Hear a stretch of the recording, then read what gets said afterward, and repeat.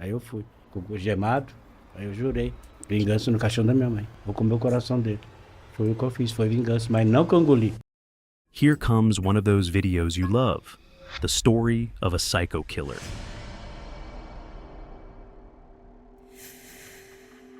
Today we're going to uncover one of the most unusual, bizarre serial killers. Do you remember a few years ago when a series called Dexter became quite popular? Its protagonist, Dexter Morgan, was a psychopath with a peculiar trait. Instead of killing innocent people or anyone he encountered, he targeted criminals, diving into that ethical debate of whether a killer who eliminates bad people, or even other killers, is good or bad. Is he a psychopath, or is he a kind of Robin Hood? Except, instead of stealing from the rich, he kills those who are considered bad. That's what made the show so interesting. Well, today I bring you the real-life Dexter, the Brazilian Dexter, one of the most prolific serial killers based on the number of murders that can be verified. His name is Pedro Rodrigues, also known as Pedrinho Matador, or in recent years, Lil Petey. Let's get into the story. Pedro Rodrigues Filho was born in Minas Gerais, Brazil, in 1954, but his birth wasn't a typical one. He came into the world with head injuries due to an incident where his father, an alcoholic and abusive man, assaulted his wife shortly before Pedro was born.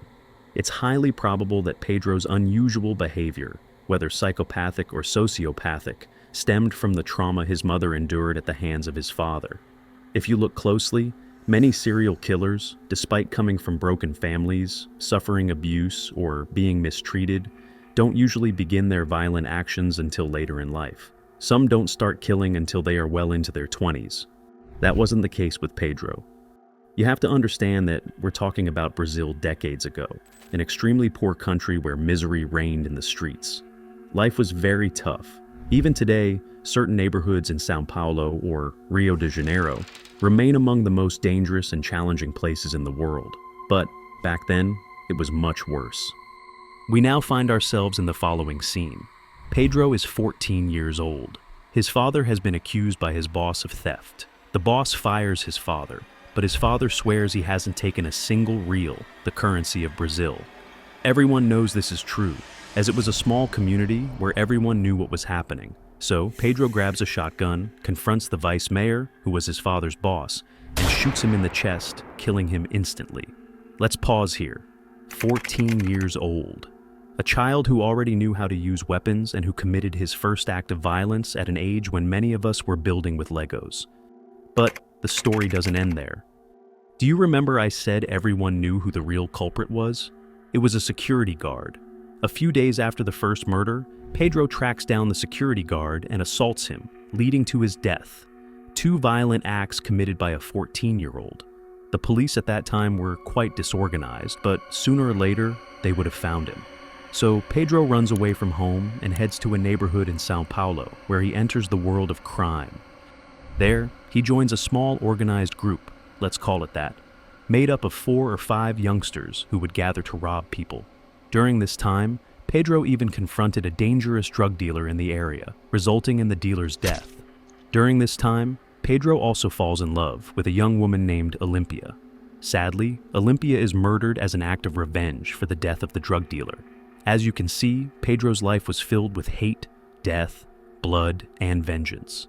When his girlfriend is killed, Pedro dedicates himself to hunting down and personally dealing with everyone involved in that group, the people who took the love of his life from him. Remember, he was just a teenager at the time and was already considered a high-level criminal. In his mind, he only targeted those he believed were bad people.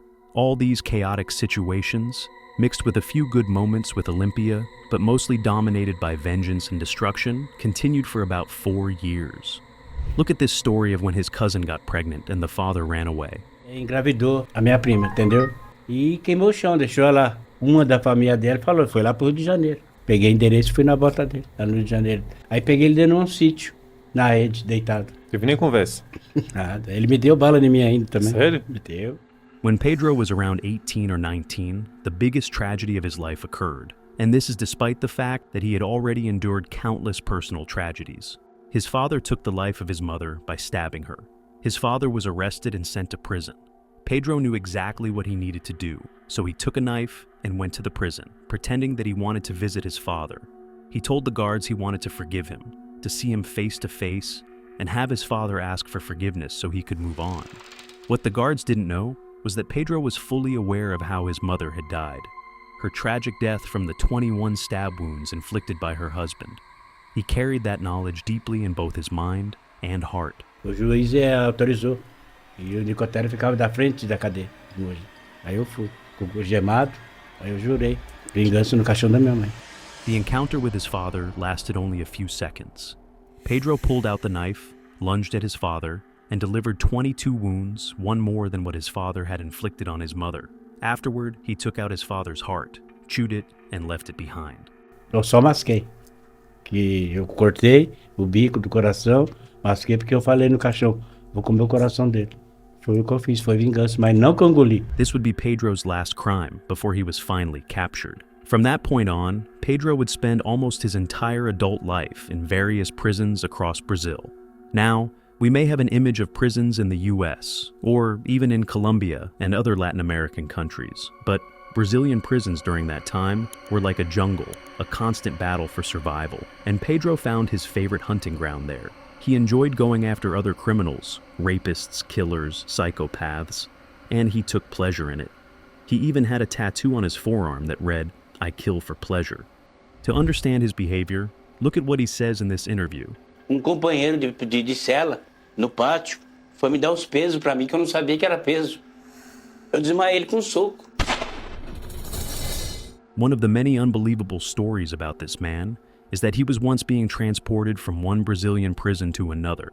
He was seated next to a man who had been convicted of sexual assault. The police officer stepped out for a moment to complete some paperwork, and when he returned, he found Pedro smiling with the man next to him, dead. Pedro had ended his life in just 2 minutes. The only reason Pedro gave was that the man had confessed to what he had done, and Pedro couldn't allow him to live after learning that. Over the years, his reputation as a criminal killer grew and grew.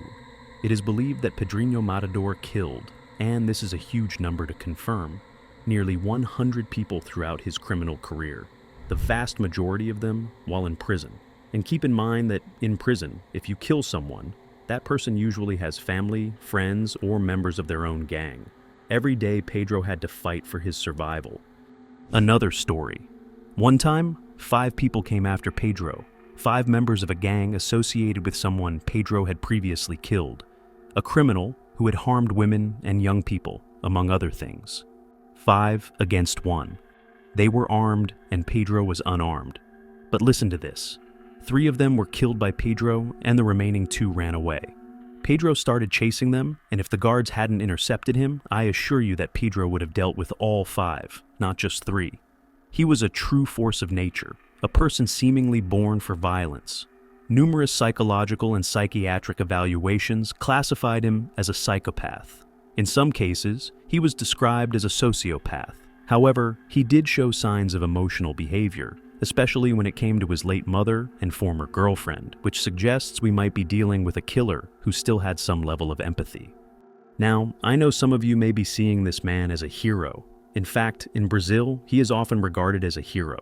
Most of the news reports about him speak highly of him. However, it's also known that, for instance, he once killed a cellmate simply because the man snored too loudly.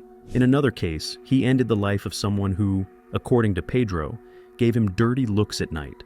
So, while he may have targeted criminals, he also took lives for his own enjoyment and was someone you didn't want to disturb while he slept.